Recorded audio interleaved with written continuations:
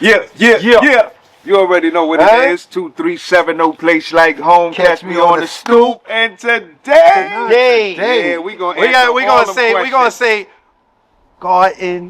the Garden State is in the building. Oh yeah, New Jerusalem. The Garden, just in case for all of those, Brick City to be exact. City, okay. Brick City to be exact. Brick City, what up? You know what I'm saying? But Kurt, we're gonna let her introduce herself. Let her tell the people who she is.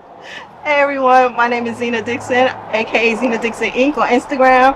I am a real estate investor, developer, construction GC. I'm doing a lot of stuff.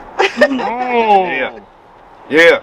Now, Kurt was asking me. Yeah. Is there a difference between a real estate agent and what's the difference? Because is there a difference between a real estate agent and a realtor? Yes. There is. Well, actually, no. Okay. So, realtor and real estate agent and broker, they all have the job of selling property. So they do those transactions. I know a lot of people get confused with being a real estate investor and a realtor. Okay. Wait, hold on. Cause hold on. That's Z. You talk your shit today. Today is your day, Z. You talk your shit today. You know why? Because what I noticed on your page is you got very specific words on your page. Investor. Yes. Specialist. Yes. Not you just hustled up this, that, and the third to do this, that, and the third. Not real specific words. So yeah, you talk that talk today. Go ahead, get it out. Tell them the difference between what you do and what they do. You let them know today, Z. So with an investor, you are creating a deal, and a lot of times realtors, brokers, there's a statistic that they only make about $50,000 a year, and this is based on their commissions. A real estate investor, I could put a deal together and make $150,000 on one deal. Okay. So my thing is teaching people, you need to get on the investment side. Even if you're going to be a broker or a real estate agent, you want to get the money on that side too by being an investor. And because you already got access to all of the inventory, you can create your own deals. So now I gotta ask. I gotta ask. So, because as we looked at your page, and it's I heard you saying you want to teach people, but it sounds like it'd be a lot of women. Yes. On your joints. Yes. Now, is it open to everyone? Everybody, yeah. Or is it just catered to women? No DEI. You know what I'm saying? Like, what's going on now? You know what I'm saying? Like, don't tell me you being, racist and biased and all that. Doing bias with the real estate, I've been in this real estate investment for 5 years, and most of those that teach it, that mentor, they're male spaces. So I had to figure out, how can I get more women involved so they don't feel intimidated by being in the male spaces. Now, not for nothing, the stuff that I've learned from men, but women, we communicate different. We deal with things different. So being in a safe space that is women focused but not women only is what I created. What month is this? This is Women's History Month. This is Women's History Month. This is how, now for we ending it off right. We ending it off right. You know what I mean? We ending it off right. And not even to say we ending it, because you know what I'm saying, women make the world go round. You know what I mean? Fred could attest to that. No doubt. You know what I'm saying? No doubt. Just we wanna sit down and you know what I'm saying? Fred could attest to that. No doubt. You know what I'm saying? Now, when it comes to investing, I've done a couple of projects myself. Oh, nice. And usually, I have a hard money lender, and they actually, upfront the monies and all that other stuff, and hopefully on the return on investment, because some people use those abbreviations, and everybody don't know the abbreviations. Right. So you know what I'm saying. The return on the investment, you know what I'm saying, the after repair value needs to make sense for your deal to work. Yep. So, when you're breaking down a deal, how much are you looking? Are you doing 75%, How your deals? How you looking to break your deal down? So typically, and most people will teach you, you want to get 75% of the ARV, which is the after repair value. So what that means is you're going to get a property, the worst property on the best block that you can find. You're going to estimate how much repair is going to take. So let's say, for number's sake, we find a property for $50,000.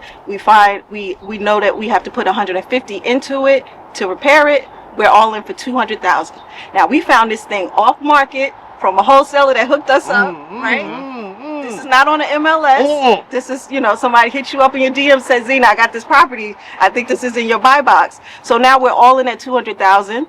When I look at the ARV, I'm looking at comparable properties around that's similar to the one that I just bought. So same number of bathrooms, same number of bedrooms, same square footage, and around the same year of when it was built.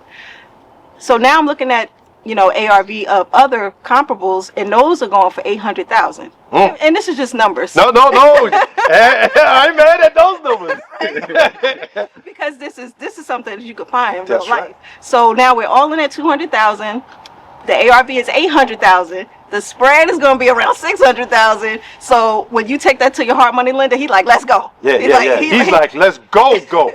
Yeah. The ink ain't even dry. He's like, "Go ahead and do that job," right? So. Yeah. These are the types of things that you want to look for when you're an investor. And like I said, even though that number might seem like far-fetched, these are the numbers that you can find depending on where you're looking, where you're trying to do your business. Me and my husband, when we do these flips, we're always looking for at least six-figure spread. Okay. This is after we done paid off everything.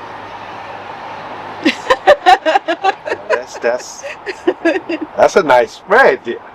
Six figures. Six figures. Oh, that's a hell of a spread. So you might Fred, be invited to the husband class. Yeah, I'm getting ready. You might go to her classes, but you enjoy the husband class. Talk about Fred. What's up, baby? What's poppin'? I'm coming through.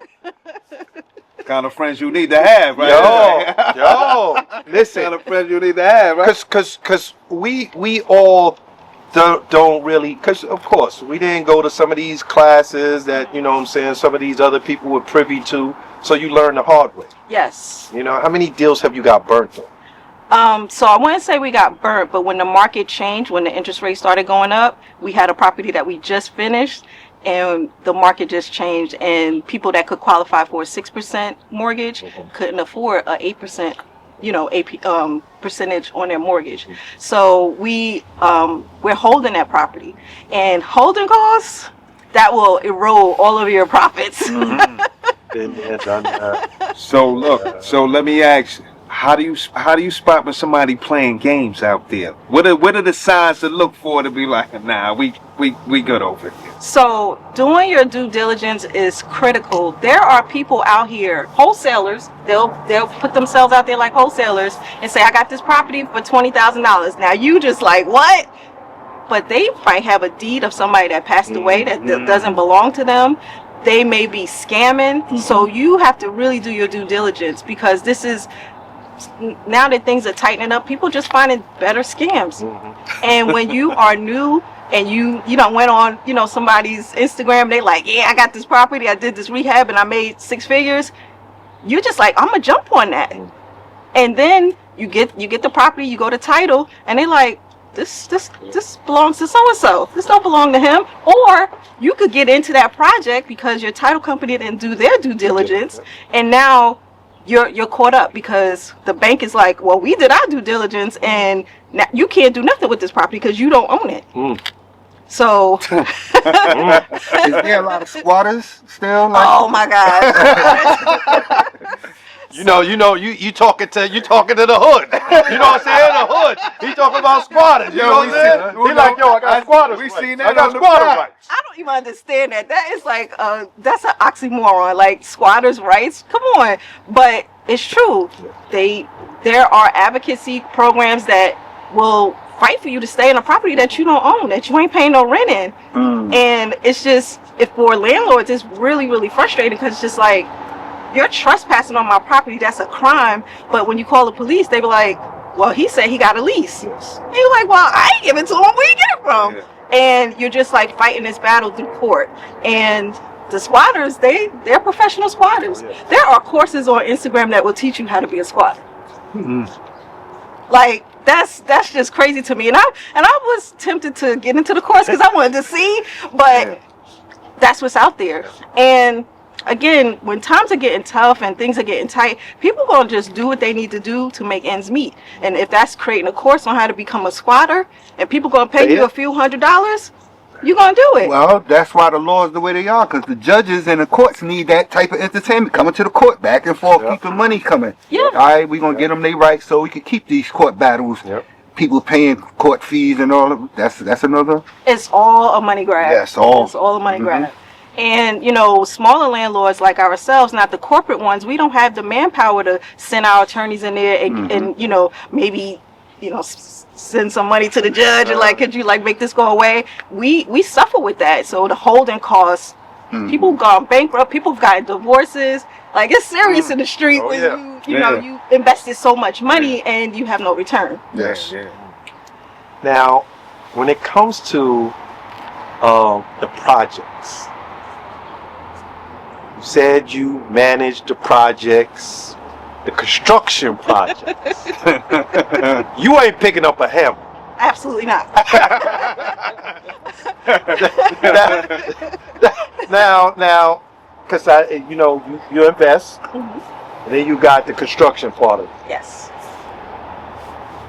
Do you head all of the projects like this is the kitchen? I want the kitchen. I want this over here. Put this right there. I want the kitchen to be this big. Because I see Chip and I forget their name down in Texas. You know what I'm saying? They do all the.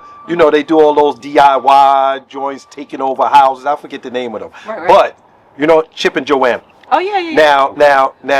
You know what I'm saying? I got Z and Fred here. I want to know is Fred over there swinging that hammer? Because is it because I want to know. Right. And so many people have the misconception that, becoming your own GC, that you got to swing a hammer and you got to go to school and become an electrician. No. What you do is you hire the people with the expertise. You put them in play. And what you're doing is basically managing the schedule, managing the budget, and making sure. The budget is important. Exactly. Yeah. Exactly. Well, I see a lot of reality TV. So, are you showing up to the properties like this? On reality TV, this how they got you.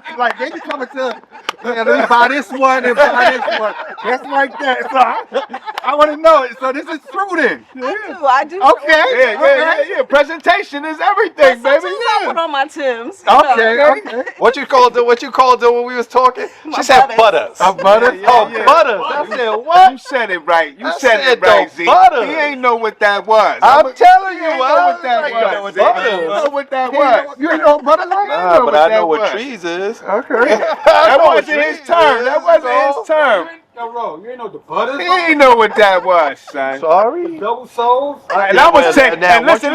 Once you said double soul, I was taking a guess. I'm like, I think she might. See, he didn't even. That's kept it a stack. I ain't want to put him out there like that. You know what I'm saying? He was like, I like that. That's what she done. All right, so I was like, yo, she might have been talking about some trees, son. He was like, all right, I know tree. I was like, yeah. Keep it a bug. You know what I'm saying? Yo, Cuzzo, let me ask you a question. Look at butters. They think they heard about this. We just telling you behind the scenes how the car is talking to you. So we be doing our homework out here. All right, you gonna wear some butters. What now? You good. You certified. Yeah. So reality TV is true. Okay. I mean, I this is part of my style, so I'm gonna show up me everywhere. And if I was buying property or selling property, I would be like, okay, shit, buy her. I would take it. Again, your presentation. Take your it. presentation is everything. I know you can afford this. Give me that little 700,000. You sell it quicker. Now in New Jersey, you know what I'm saying? Because we get to see a lot of the fires in Newark. You know what I'm saying? And unfortunately, a lot of people they don't have insurance. So we see that there's a lot of fires going on in Newark. Do you think that Newark is about to be the next housing boom? Because we do see in Baltimore they're talking about offering some of those townhouses for less than $1 or some shit like that. You know what I'm saying? We do know they did it in Brooklyn. Well, in Harlem. We do know they did it in Harlem. And we do know that when things was not going so well here and in Newark. Not because Newark is very big. Yeah. Jersey City, all of that. Those the squares. I'm not exactly sure of the names of them, but those squares when you come through the Holland Tunnel, at one time is very drug infested. Yes. Now you go over there. You Now go it's to the German left. squares. You go to the left. When you coming through the turnpike, you go to the left. Man, those brownstones over there are nice It's a different and world. very, very expensive. Yes. Yes. You know what I'm saying? So with Newark, and those are some big ass houses that they burning in Newark. Do you believe that Newark is the next thing to Brooklyn. to pop? No, to pop, because Ross is doing a lot of things. Ross, and he's going for governor. Yes, he is. He actually turned Newark around. He was putting people in houses. Yes. He's doing something that no other state, no other city is doing.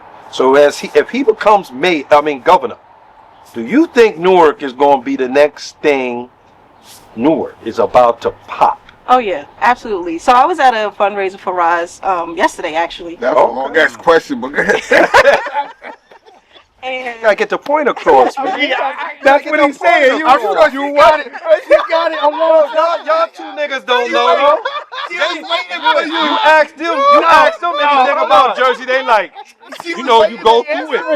We go through Jersey to go to Virginia, that's all. No, Yeah, these two niggas, they don't know nothing. I see her prep to answer it 3 times already. I want to make sure sorry, y'all Daisy. know. I'm Go sorry, ahead. Yeah, this Hey, how we it sorry, goes. dude. This how it goes. That's how it go. Yeah. so I was at a fundraiser for Roz, and I totally am 10 toes down for everything that he's trying to do. Not only for Newark, but for New Jersey. He's one of the only Democrats that really stands up to 45, 47. And he champions women, small businesses, the community, uplift and enrichment, and that entails real estate, because that's like the biggest and the most applicable way to start building wealth. Because a lot of people think, oh, I need 20% down, I'm never going to be able to save that, but there's programs out there, 0% down, 3.5% down. You get, your homeboys, y'all pull out money and y'all could buy like a 4-unit building, right? So Newark is in short proximity to New York. Definitely. People in New York are getting priced out, so of course they're gonna come across the water because it's just as nice. So what the government is doing, okay, let's identify what we can do with these areas.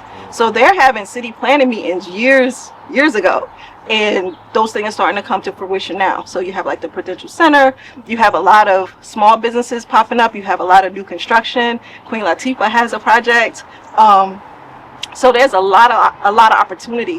However, Roz, I feel like he's trying to provide an opportunity for smaller developers like myself that can get a parcel of land and build like a 9-unit building, right? We could build something where we can have a storefront so a small business can come in and have their business. So Newark is definitely the one to watch, right?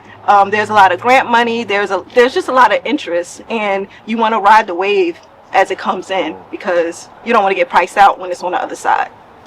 So I'm sure that $900 million proposal for the build potential, potential center over, remodel it, do it all the way over, like they did the garden. So once they started Master Street Garden, did the whole garden over, everything else started going up around that area. Oh, yeah. So when they do the Prudential Center over, now they're serious about really changing that whole area. Exactly. And just imagine you being a homeowner and you've lived in that area for a long time and you have a house in proximity to that. Your value is going to go up. Yeah. But what's going to happen is if you're not educated on what you're sitting on, somebody going to come and knock on your door and they're going to say, hey, I could give you $50,000 for this property. And if you're in dire straits and nobody knows, you might say, I'll take that cash. Yeah. But you're sitting on almost $1 million property. Barclays, but don't the taxes go up with it too? So a lot of people can't afford their taxes once they go up. Say if your house started worth like 1.5, that's a lot of tax money. But that's after the assessment. If somebody's goes to your house, and it's like older house. You've been there 50 years, you and your husband, then your husband passed away or what have you. You're still sitting there. The house probably is paid off from the husband when he passed away with the insurance, which I hope is the case because, you know, we need insurance to take care of our families when we pass. But she probably paid maybe $50,000 for that house. So the taxes would be applicable to that $50,000. Now, when somebody buys it and redevelops it, then the assessment happens again, and then they're like, "Oh yeah, we need to hit you over the head with these taxes because, you know, now it's worth 1.7 million." You're not just clean, you clean and smart. God damn. God damn. And that's the thing that I want to teach women. And you talked about, you know, is your what you teach just for women? It's not. It's just women focused because I want to make sure that women know, look at me, I did it. And I want to show you how to do it. And this is a safe environment for women. But we have men pull up all the time. They be like, I got my pink. Can I go? Of course the men pulling up where the women at. Yeah, you got, I mean, Kurt, that's when you be like, what they talk about in there? There's too many things. There's too many things walking up in there, cuz I need to find out. And they having a little libation. He's like, Exactly, let me yeah, see like- what's going on.